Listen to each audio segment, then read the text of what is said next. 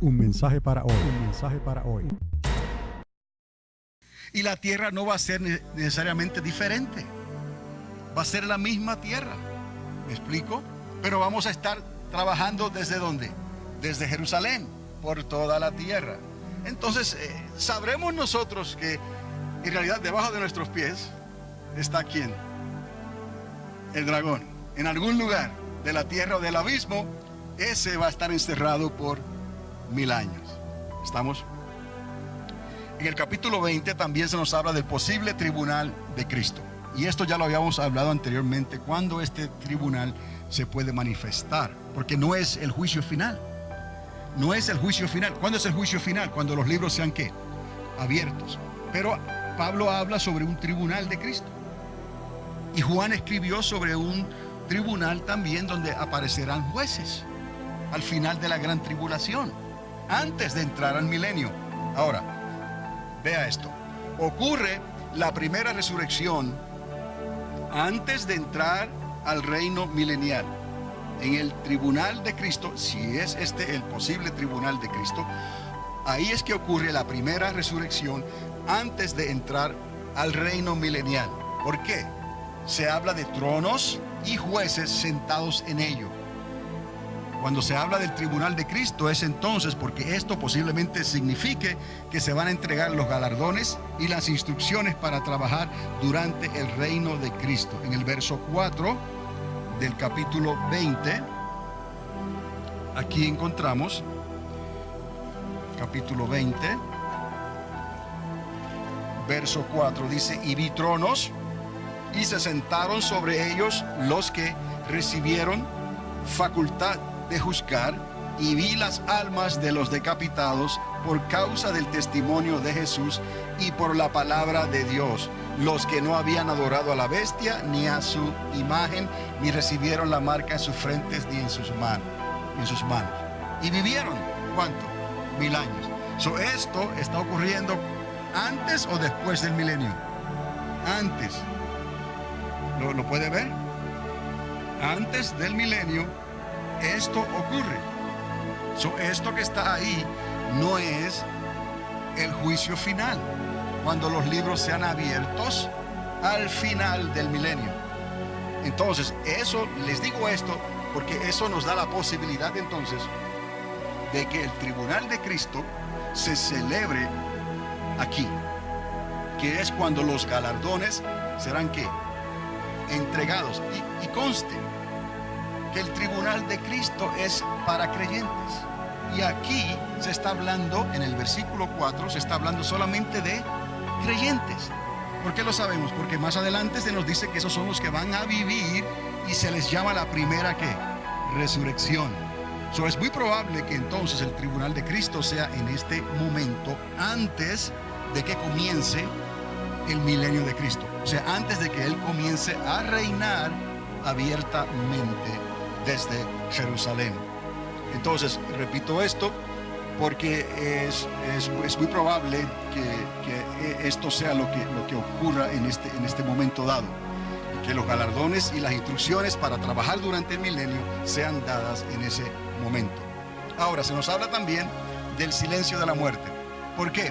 Porque se le dice a la muerte que tendrá que esperar a la segunda resurrección, que también se le llama como la segunda muerte, cuando los libros sean abiertos, ahora sí, 1000 años después. La segunda resurrección o la segunda muerte, ¿no? Y vamos a entender por qué se le dice segunda muerte, ¿no? Va a ocurrir eso 1000 años después, cuando ya el Hijo entregue el reino al Padre. Recuerde, cada vez que hablamos del final del milenio, estamos hablando de los cielos nuevos y la tierra nueva. Los libros serán abiertos, serán juzgados por sus obras. Se nos habla del árbol de vida y del río de Dios y de la nueva Jerusalén. Entonces, se comisiona al dragón, al salir de su prisión, a engañar por un corto tiempo a las naciones de la tierra.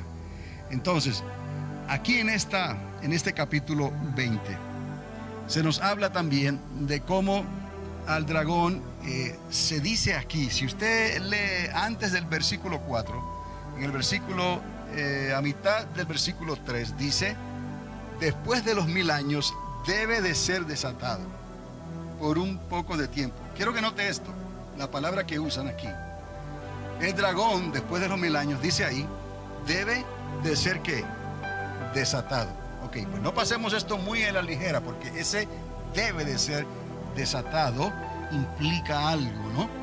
Entonces es muy posible que esto sea algo que Dios está permitiendo, como casi si lo estuviera comisionando, ¿no? Lo está permitiendo, que Él tiene que ser, debe de ser desatado. ¿Para qué? Para entonces, dice la palabra, engañar o probar ¿a quién? A las naciones de la tierra. Ahora estamos entendiendo aquí, cuando más adelante se habla de lo que las naciones de Gog y Magog hacen, cómo el dragón se encarga de engañar a esas naciones para traerlas entonces en contra del campamento del Señor en Jerusalén. Lo que quiero que vean aquí por el momento ahora es que estamos hablando del milenio. Estamos hablando del final del milenio, cuando el dragón debe de ser ¿qué? Suelto. Y en poco tiempo, Él viene y convence a las naciones de Gog y Magog, a ese pueblo de esa región de Gog y Magog, para que se levanten contra el ungido del Señor, que estará reinando desde Jerusalén, su trono, el león de la tribu de Judá. Pero en el libro de Apocalipsis se nos explica claramente qué es lo que sucede aquí, porque no es que va a haber otra guerra como Armagedón. Tengamos eso claro. Aquí Dios va a hacer algo diferente. Pero entendió aquí cómo el dragón sale después de los 1000 años y se nos dice en la palabra que debe de ser desatado, dando a entender que posiblemente esto es algo que Dios quiere que ocurra para probar entonces ¿a quién? A las naciones de la tierra. Eso nos enseña el libre albedrío otra vez, que siempre tendremos que ser ¿qué? Probados, hasta que ese libre albedrío, como les dije, se quede donde atrás y ya entremos a la eternidad con el Padre y ya no habrá necesidad más de tomar decisiones, ¿no? Porque no habrá otra oportunidad para que se levante un golpe de estado en el reino de los cielos, jamás. Eso ocurrió una sola vez, una vez y para siempre. Para eso Dios estableció el lago de fuego. Entonces, en el capítulo 20 todavía, ahí es donde vamos a hablar un poquito sobre este resurgimiento militar.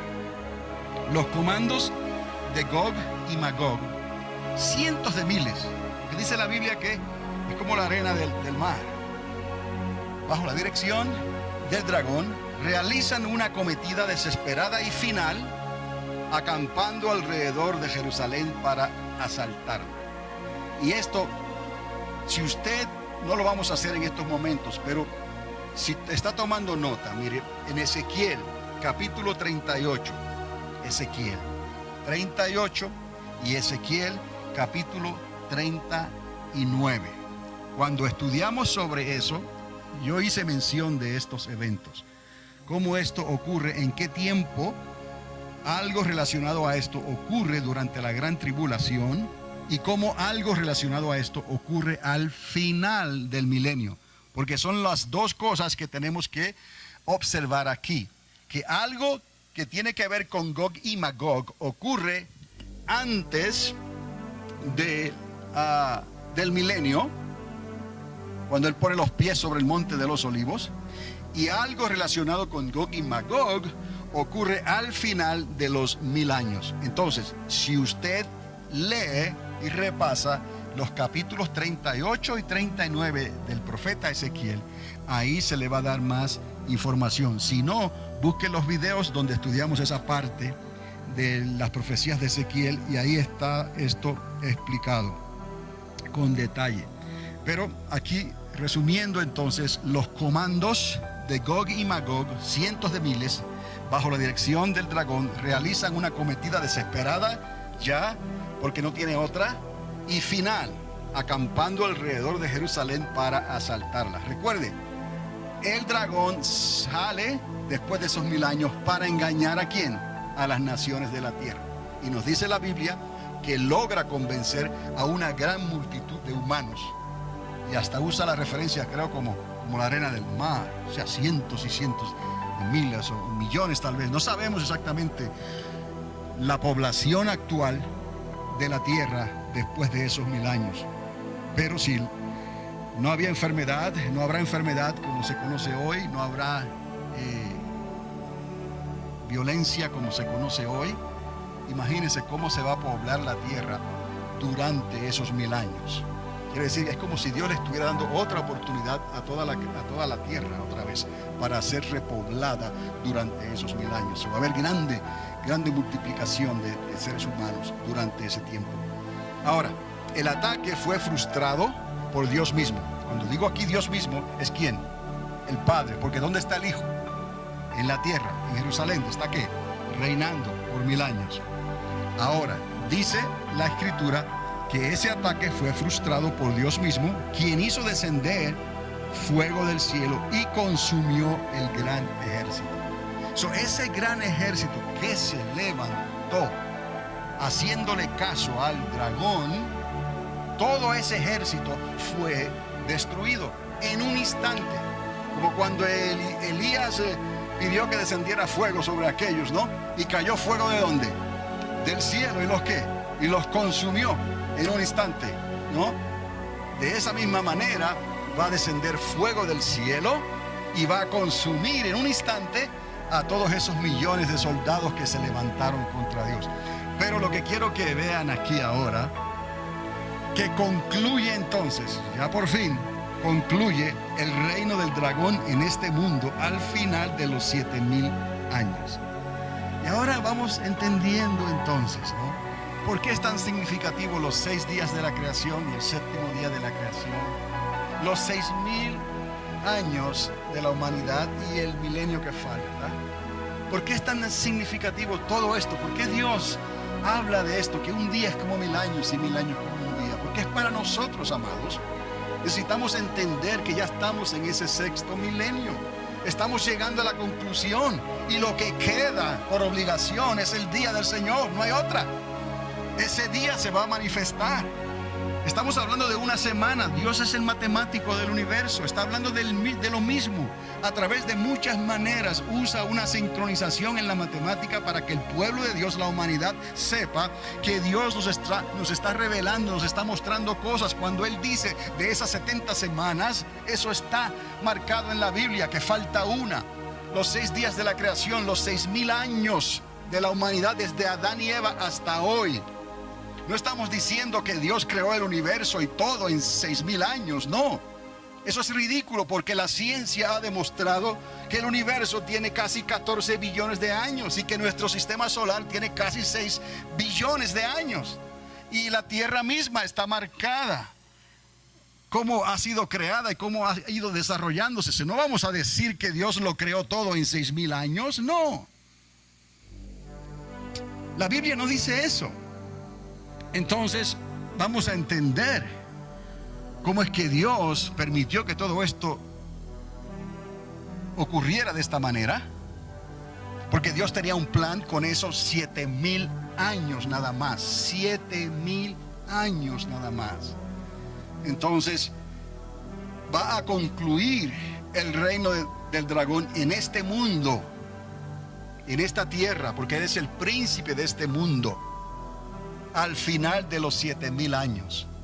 Porque cuando Dios puso a Adán y a Eva aquí en este mundo, el dragón no tenía la autoridad de este mundo todavía. La autoridad le fue transferida cuando Eva fue engañada y cuando Adán desobedeció. En ese momento la serpiente antigua entonces tuvo derecho legal. Y de Adán para acá han transcurrido 6000 años. Y ahora viene el segundo Adán a restaurar lo que el primer Adán echó a perder. Por eso es que el reino del dragón va a llegar a su conclusión final de los 7000 años. Por eso es que Apocalipsis dice que hay de los moradores de la tierra, porque el dragón será lanzado a esta tierra y le queda ¿qué? Poco tiempo. Amados, ¿estamos entendiendo entonces? Todas estas piezas se están cuadrando en este rompecabezas y no hay lugar para confusión. Si usted lo quiere entender, usted lo puede entender. Pídale al Señor que le ayude a discernir estos tiempos en que estamos viviendo. Recuerde la generación de los hijos de Isaacar. Ahora, los libros son abiertos. En el capítulo 20 se menciona la apertura de esos libros. ¿Qué es lo que ocurre aquí?